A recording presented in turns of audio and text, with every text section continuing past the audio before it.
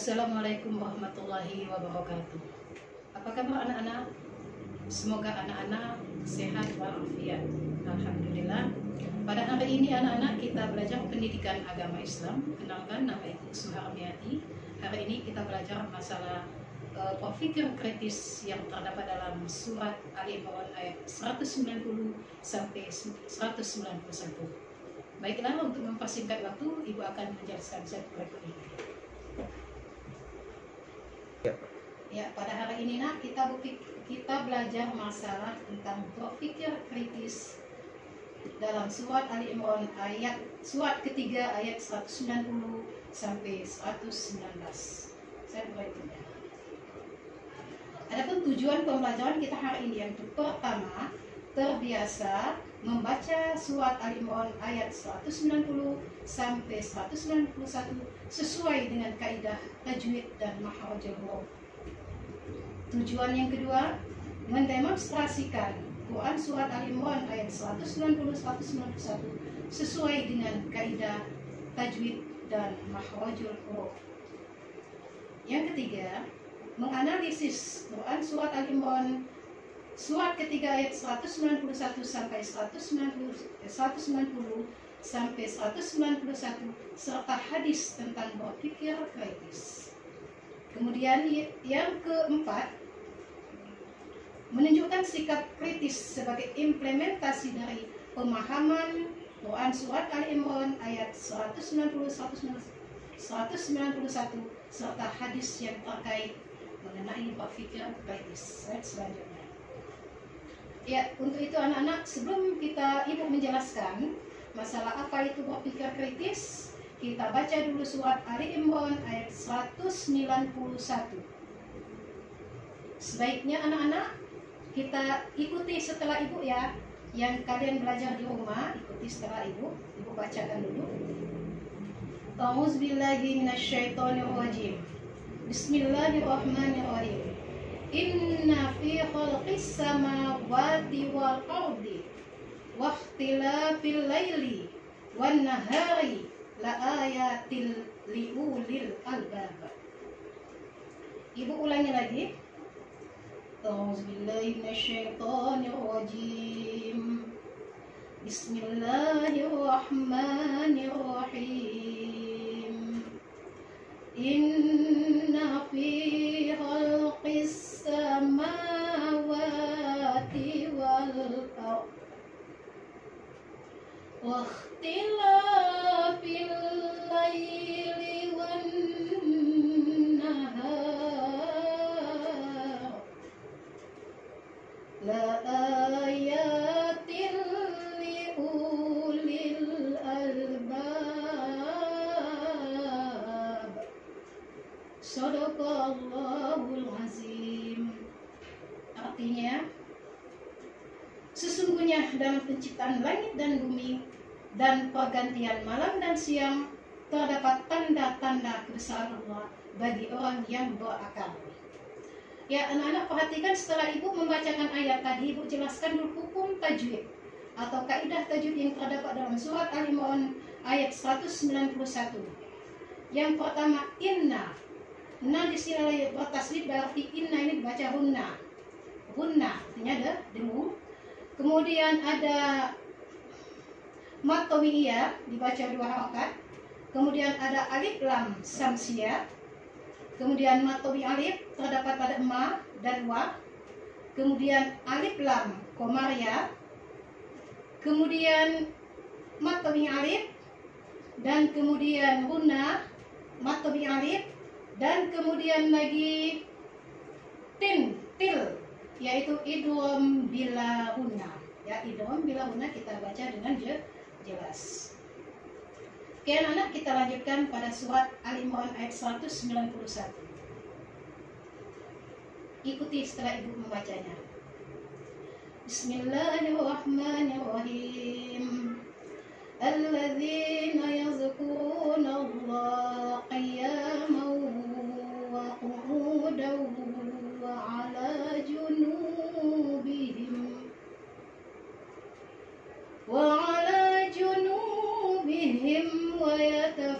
ويتفكرون في خلق samawati wal ardh Rabbana ma khalaqta hadza batila subhanaka faqina azaban nar. Artinya yaitu orang-orang yang mengingat Allah sambil berdiri, duduk, atau dalam keadaan berbaring, dan mereka memikirkan tentang penciptaan langit dan bumi, seraya berkata, Ya Tuhan kami, tidaklah Engkau menciptakan semua ini dengan sia-sia. Maha suci Allah, maha suci Engkau. Lindungilah kami dari azab neraka. Ya, nanti Ibu jelaskan penjelasan ayatnya. Kita perhatikan dulu hukum tajwidnya. Kita lihat di sini lam bertasdid, berarti alif lam samsia. Kemudian mat tabi'iyah dibaca 2 harakat. Kemudian mat tabi'i waw dibaca 2 harakat panjangnya. Kemudian mat tabi'i alif, ya. Kemudian idgham bi ghunna. Tanwin ketemu dengan huruf waw. Idgham bi ghunna. Jadi cara membacanya memasukkan dengan dengung. Kita lanjutkan lagi, ini sama, tanwin ketemu dengan waw. Idgham bi ghunna dibaca dengan dengung. Kemudian mat tabi'i alif, ya, mat tabi'iyah. Kemudian mat tabi'i waw.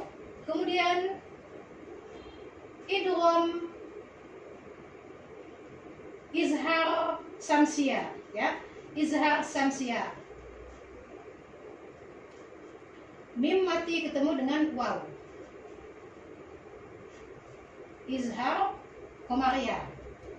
Kita lanjutkan lagi waw, matami waw, matami alif, kemudian ini alif lam samsia, al koma ya, al samsia, matami waw, kemudian alif lam matami alif, kemudian alif lam komariah. Kita lanjutkan lagi. Ya, itu saja nak hukum tajwid yang terkandung di dalam surat Ali Imran ayat 191. Slide selanjutnya.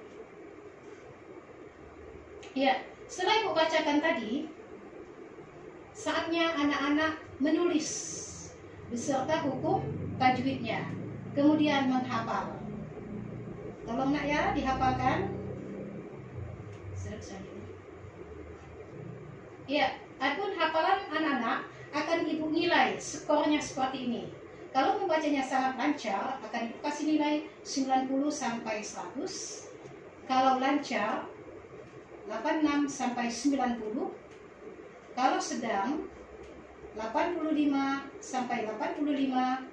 Kurang lancar, 70 sampai 79. Dan tidak lancar, mendapatkan nilai 60 sampai 0. Harap anak-anak menghafalnya dengan sangat lancar. Ya, asbabun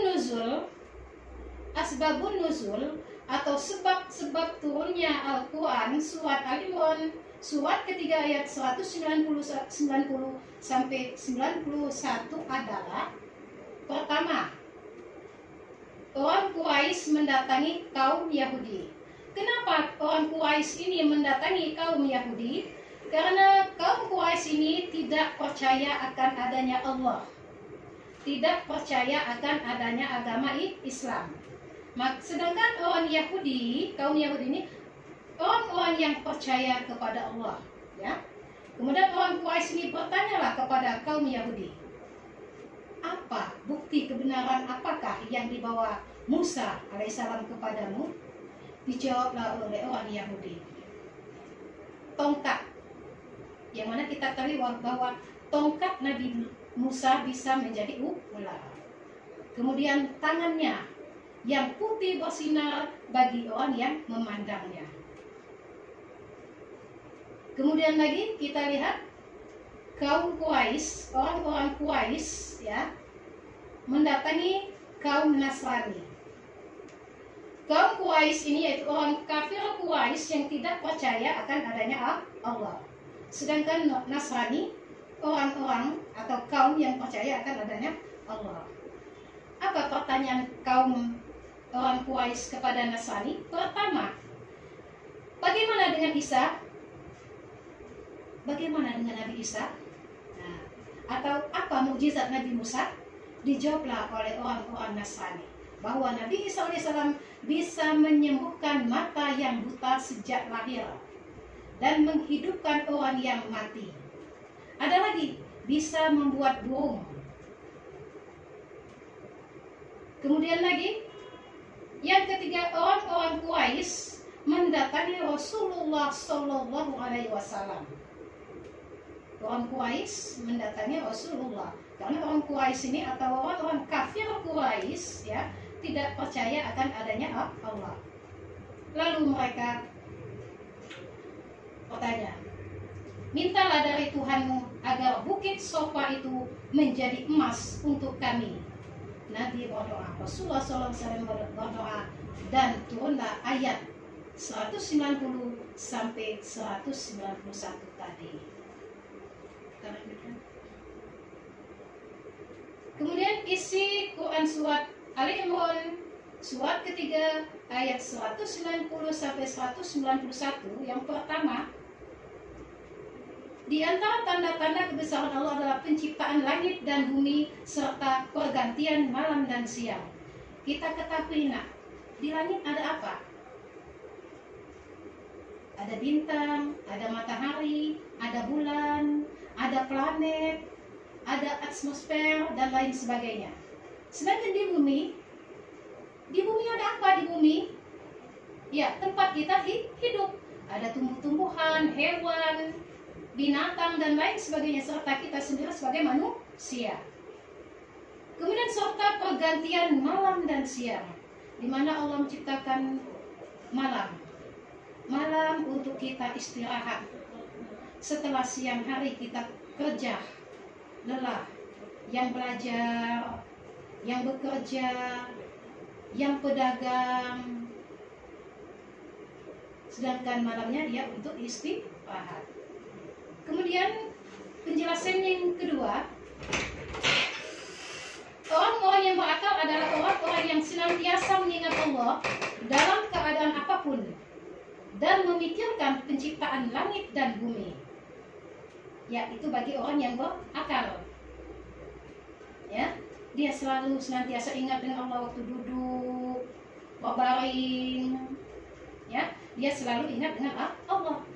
Bahwa Allah ini menciptakan ini tidaklah sia-sia. Selalu berzikir dan dengan Allah, menjalankan perintah Allah dan selalu meninggalkan larangannya. Selalu menjalankan perintah Allah dan meninggalkan larangan-larangan Allah. Apa saja perintah Allah? Sholat, puasa, zakat, infak, sedekah, hal-hal yang berbuat baik. Kemudian kita lanjutkan lagi. Yang ketiga, tidak ada satupun ciptaan Allah Subhanahu wa ta'ala yang sia-sia. Semuanya mengandung manfaat dan hikmah. Kita lihat saja nak dalam penciptaan nyamuk. Nyamuk itu bagi kita, apalagi kalau nyamuk demam berdarah, ya, bisa membuat kita mati. Tetapi Allah berkehendak lain. Dengan adanya nyamuk itu sebagai ladang usaha bagi manusia, maka adalah adanya obat nyamuk, adanya baygon, ya, dan lain-lain sebagainya untuk membasminya nyamuk itu untuk penghasilan manusia. Makanya manusia tadi orang yang berakal. Kalau orang yang tidak berakal, dia tidak bisa.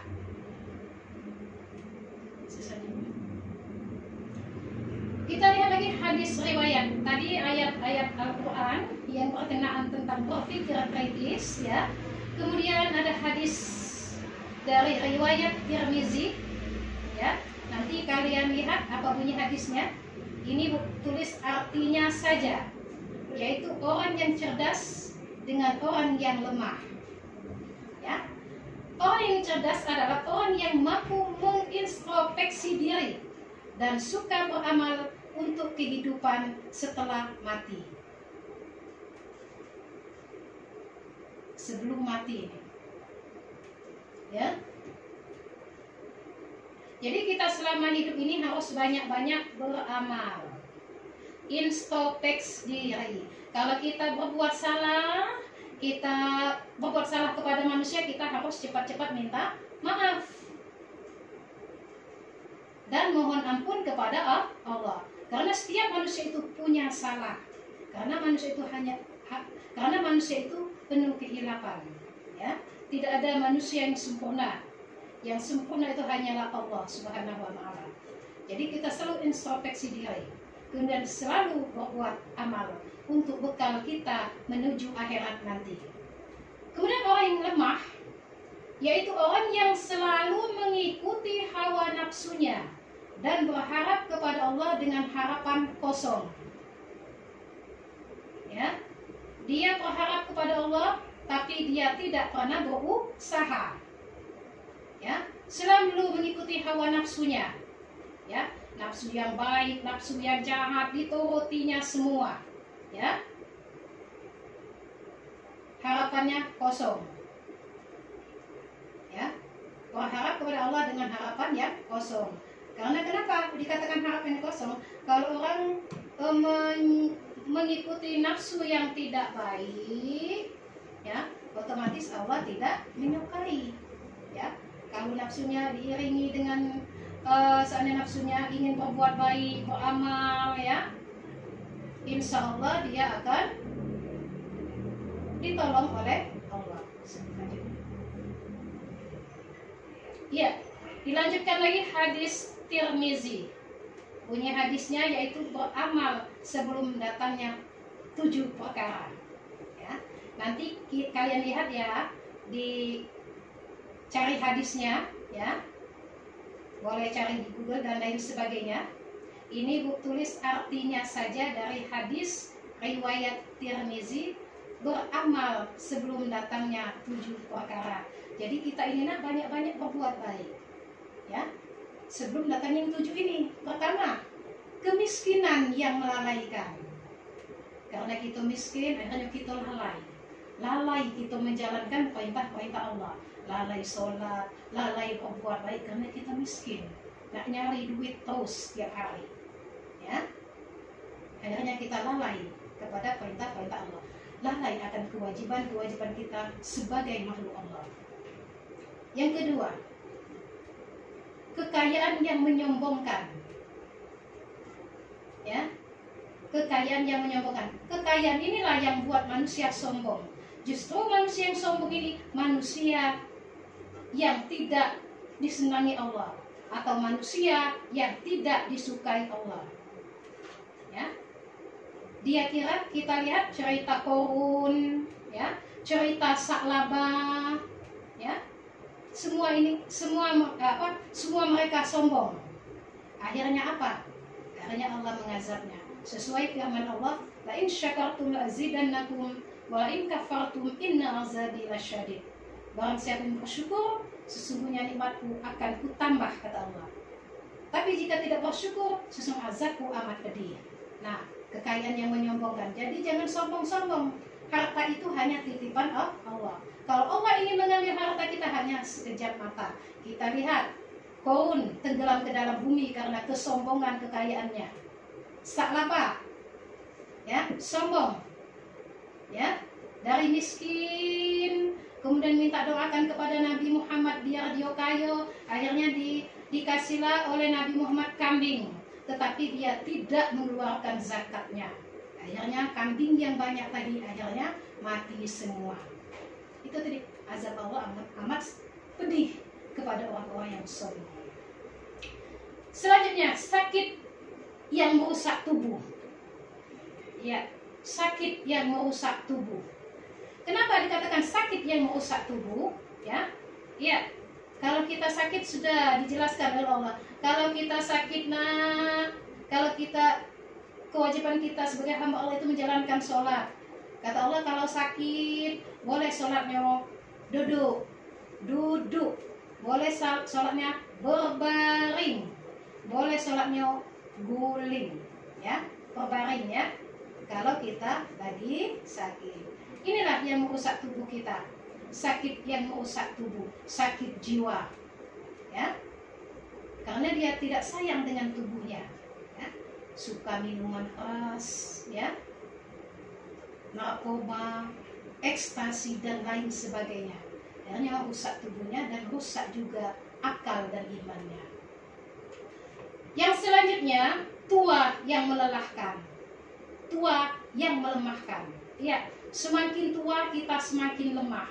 Tapi kalau kita sholat sejak kecil, ya, sudah terlatih menjalankan perintah Allah, sholat dan berbuat baik, insya Allah sampai tua kita akan menjalankan perintah Allah, ya. Jadi kita beramallah sebelum tua, ya, berbuat baik sebelum tua. Kemudian kematian. Nah, kalau kematian berarti akhirat, habislah hidup kita, ya. Kullu nafsin za'iqatul maut. Setiap yang bernyawa pasti mati. Kita tidak tahu nak kapan kita mati, kita tidak tahu. Apa besok, lusa, tahun depan, ya, kita tidak tahu. Karena kita pun tidak tahu di bumi mana kita mati.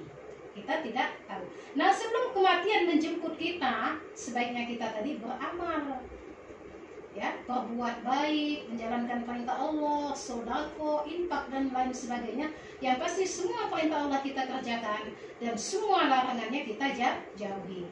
Kemudian Dajjal. Dajjal ini datang, ya, sebelum hari kiamat. Jadi kalau sebelum kiamat datang maka turun ada Dajjal. Dajjal ini selalu mengatakan apa yang baik-baik di sisi Allah dikatakannya buruk. Ya, apa yang buruk di sisi Allah, apa larangan Allah itu dikatakannya baik. Itu Dajjal, ya, diputarbalikannya sehingga manusia nanti terlena kalau imannya tipis.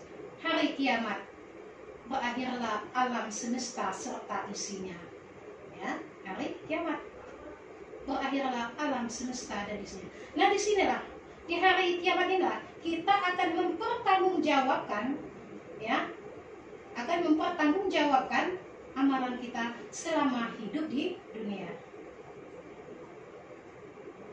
Selama hidup di dunia, ya, karena berakhirnya alam semesta serta isinya semuanya, mana gunung-gunung manusia, ya, manusia yang sudah meninggal akan dibangkitkan kembali dan menuju pada mahsyar.